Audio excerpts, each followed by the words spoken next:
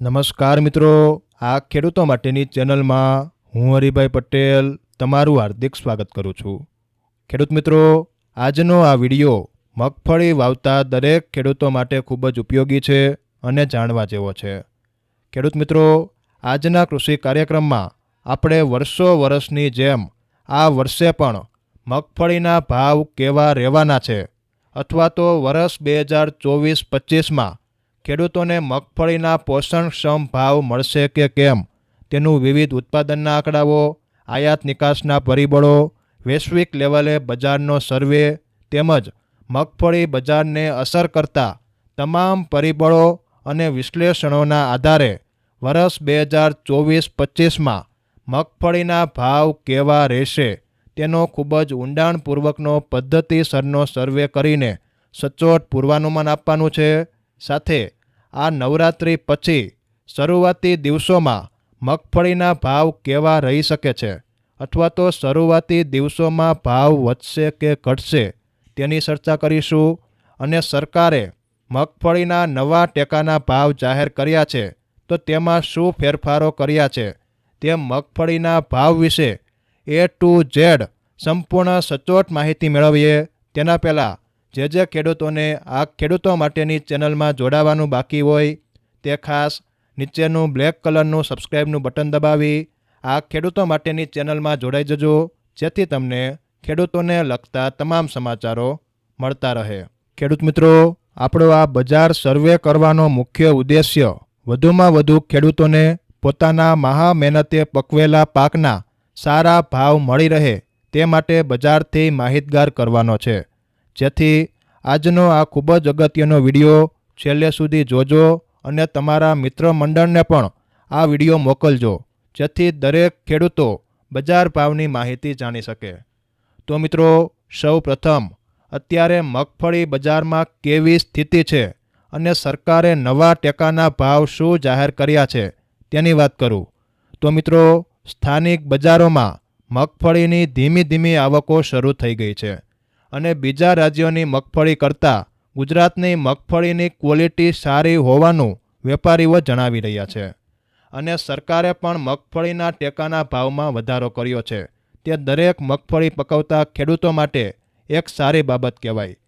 ખેડૂત મિત્રો, ગયા વર્ષે મગફળીના ટેકાના ભાવ 1275 હતા, તે વધારીને આ વર્ષે નવો ભાવ 1357 રૂપિયા જાહેર થયો છે। આમ ગત વર્ષની તુલનાએ ટેકાના ભાવમાં 82 રૂપિયા પ્રતિ મણના હિસાબે વધારો નોંધાયો છે અને ટેકાના ભાવની નોંધણી હવે ટૂંક સમયમાં શરૂ થશે।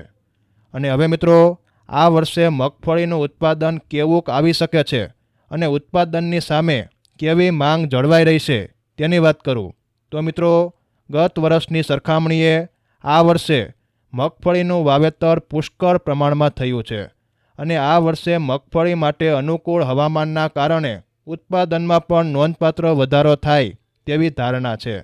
અને નિષ્ણાંતોના અનુમાન મુજબ આ વર્ષે ગુજરાતમાં મગફળીનો પાક 40થી 45 લાખ ટનની વચ્ચે થાય તેવો અંદાજ મૂકવામાં આવ્યો છે।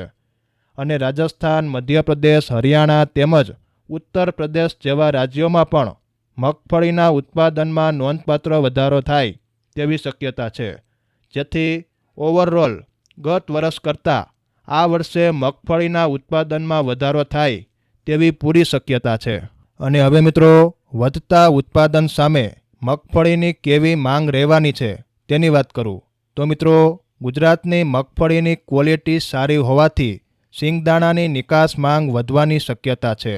સાથે બિયારણ કંપનીઓ તેમજ ઓઇલ મિલોની પણ સારી એવી માંગ રહેવાની શક્યતા છે અને હાલમાં પણ ખૂબ જ સારી એવી લેવાલી દેખાઈ રહી છે। અને ગત વર્ષ કરતાં આ વર્ષે ચીન દેશમાંથી પણ સારા એવા ઓર્ડર મળ્યા હોવાના અહેવાલો છે અને સિંગતેલની નિકાસમાં હજુ પણ વધારો થાય તેવી ધારણાઓ છે, જેથી ઓવરઓલ જોતાં વધતા ઉત્પાદન સામે નિકાસ માંગ સારી હોવાથી મગફળીની બજારોને ટકાવી રાખશે અને ખેડૂતોને પણ પોષણક્ષમ સારા ભાવ મળી શકે છે। પરંતુ તેનો સંપૂર્ણ આધાર હવે આગળ જતાં કેવા નિકાસ વેપારો થાય છે તેના ઉપર રહેલો છે। અને હવે મિત્રો, આ વર્ષે મગફળીના ભાવ કેવાક રહી શકે છે, અથવા તો ઊંચામાં ઊંચા કેટલા સુધી ભાવ જઈ શકે છે અને નીચા આવે તો કયા લેવલ સુધી આવી શકે છે તેની વાત કરું તો મિત્રો, હાલમાં મગફળીનો ભાવ 1100 રૂપિયાથી લઈ 1300 સુધીનો ચાલી રહ્યો છે, જે ટેકાના ભાવથી ઓછો છે. પરંતુ સરકારે અન્ય તેલોની આયાત ડ્યુટીમાં વધારો કર્યો હોવાથી સિંગતેલની માંગ વધે તેવી સંભાવના છે. હાલમાં વરસાદના કારણે મગફળીના પાકને કેવું નુકસાન થયું છે તેનું ચિત્ર હજુ સ્પષ્ટ થયું નથી. તેમ છતાં આ વર્ષે મગફળીની માંગને જોતા શરૂઆતી દિવસોને બાદ કરતાં દિવાળી આસપાસ મગફળીના ભાવમાં સુધારો આવી શકે છે અને મગફળીના ભાવ આ વર્ષે 1350થી 1450 કે તેનાથી પણ વધારે રહે તેવી આશા રાખી શકીએ. પરંતુ મિત્રો, મગફળીના સારા ભાવ મળવાનો સંપૂર્ણ આધાર સરકારી નિર્ણયો અને નિકાસ વેપારો ઉપર રહેલો છે, જેથી સરકાર બહારના દેશોમાંથી કોઈ નવી આયાત ન કરે અને નિકાસને પ્રોત્સાહન આપે તો જ ખેડૂતોને પોષણક્ષમ ભાવ મળી શકે છે. જેથી સરકારને પણ વિનંતી છે કે ખેડૂતોને પોતાના મહા મહેનતે પકવેલા પાકના સારા ભાવ મળી રહે અને ખેડૂત વર્ગ આગળ આવે તે માટે યોગ્ય નિર્ણયો લેવામાં આવે અને ટેકાના ભાવે પણ વધારેમાં વધારે જથ્થો ખરીદવામાં આવે, જેથી ખેડૂતોને પોષણક્ષમ સારા ભાવ મળી શકે. અને હવે મિત્રો, નવરાત્રિ પછી મગફળીના ભાવ કેવા જોવા મળશે તેની વાત કરું તો મિત્રો, નવરાત્રિ પછી મગફળીની નવી આવકોમાં વધારો થઈને 1.5 લાખ ગુણી આસપાસ આવકો વધે તેવી સંભાવના છે, જેથી શરૂઆતી દિવસોમાં મગફળીના ભાવ દબાઈ શકે છે.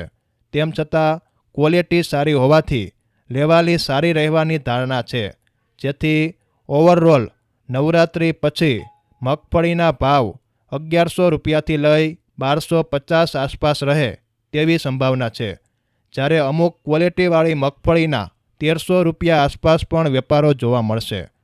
હાલ મિત્રો, આજના કૃષિ કાર્યક્રમમાં બસ આટલું જ. જો માહિતી સારી લાગી હોય તો વિડીયોને એક લાઇક કરી વધુમાં વધુ ખેડૂતોને આ માહિતી શેર કરજો, જેથી વધારેમાં વધારે ખેડૂતો બજાર ભાવનું વિશ્લેષણ કરી શકે અને પોતાનો મહા મહેનતે પકવેલો પાક ક્યારે વેચવો તેનો અંદાજ લગાવી શકે. હાલ મિત્રો, આજના કૃષિ કાર્યક્રમમાં બસ આટલું જ. ફરી મળીશું નવા ટોપિક અને નવા સમાચાર સાથે. જય જવાન, જય કિસાન.